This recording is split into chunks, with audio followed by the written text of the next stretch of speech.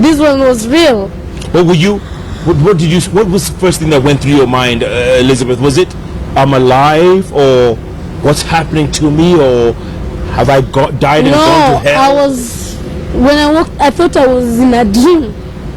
Unfortunately, I was not, because after trying to wake up again and again, I couldn't, because I was in so much pain.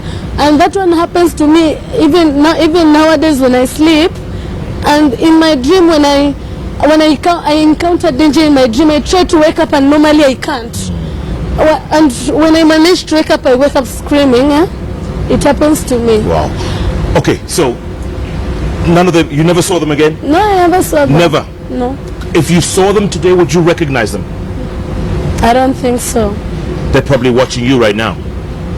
Because no one's ever been convicted from the post-election violence. No one. Right? That one is the saddest thing. That's the saddest thing. Okay, so a few months later, you realize you're pregnant. Yeah. And you decide to keep the baby. After very few months, it was just in January, I realized I was pregnant, and there was so much pressure from me, from the family, to have an abortion. Because Jeff, you don't tell people that, I don't know the father of my baby. Not only that, I mean, it was these 20 animals. And it was just so crazy. But you decided to keep the baby, Elizabeth. I ran away from home, and that is how I ended up in Mathare. I ran away from home.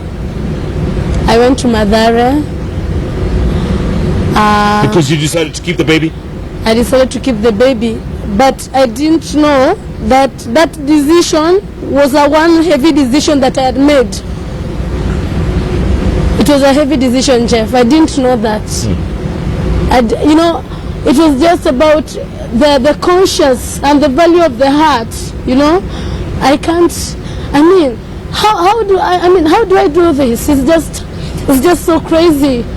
It is, if I have the baby, it is not her fault, it is not my fault. Can anyone understand this?